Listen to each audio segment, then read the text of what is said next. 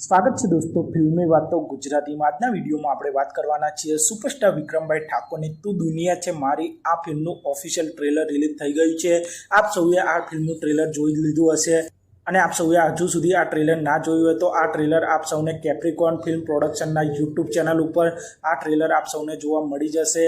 અને તું દુનિયા છે મારી આ ફિલ્મના ટ્રેલરની વાત કરીએ તો આ ફિલ્મનું ટ્રેલર વિક્રમભાઈ ઠાકોરની અત્યાર સુધી જેટલી પણ ગુજરાતી ફિલ્મોના ટ્રેલર રિલીઝ થયા છે તેનાથી એકદમ અલગ છે।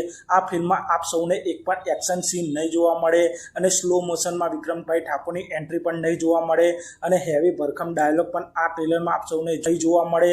એકદમ ફેમિલી ડ્રામા તરીકેનું આ ઓફિશિયલ ટ્રેલર રિલીઝ કરવામાં આવ્યું છે। એટલે કે તું દુનિયા છે મારી ફિલ્મ એકદમ મ્યુઝિકલ રોમેન્ટિક ડ્રામાથી ભરેલી હશે।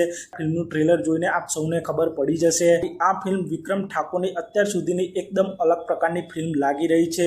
અને આ ટ્રેલરની શરૂઆત જ આ ફિલ્મના એક ગીત સાથે થાય છે, તે પછી થોડી લવ સ્ટોરી જોવા મળે છે, તે પછી પાછું એક ગીત જોવા મળે છે, તે પછી થોડો ફેમિલી ડ્રામા, થોડી કોમેડી, થોડા લવ એંગલના સીન, તે પ્રકારનું આ ઓવરઓલ અને એક ટ્વિસ્ટ પણ આ ટ્રેલરમાં આપ સૌ જોઈ શકો છો, જેમાં વિક્રમ ઠાકોરનું કેરેક્ટર રિયા જયસ્વાલના કેરેક્ટરને પ્રેમ કરે છે પણ આ બંને વચ્ચે કુંડલી દોષ છે તે કારણથી આ બંનેનો સંબંધ થઈ શકતો નથી। પછી ભાવિ ખત્રીનું કેરેક્ટર સાથે વિક્રમ ઠાકોરના લગ્ન થવાની તૈયારી થાય છે।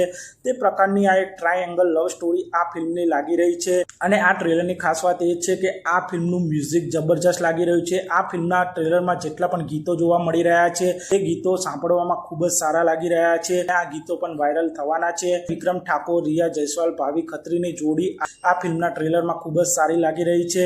અને તું દુનિયા છે મારી આ ફિલ્મ 27મી ફેબ્રુઆરી 2026ના રોજથી સિનેમાઘરોમાં જોવા મળી જશે। તો આપ સૌને સુપરસ્ટાર વિક્રમભાઈ ઠાકોરની તું દુનિયા છે મારી આ ફિલ્મનું ઓફિશિયલ ટ્રેલર કેવું લાગ્યું તે કોમેન્ટ કરજો।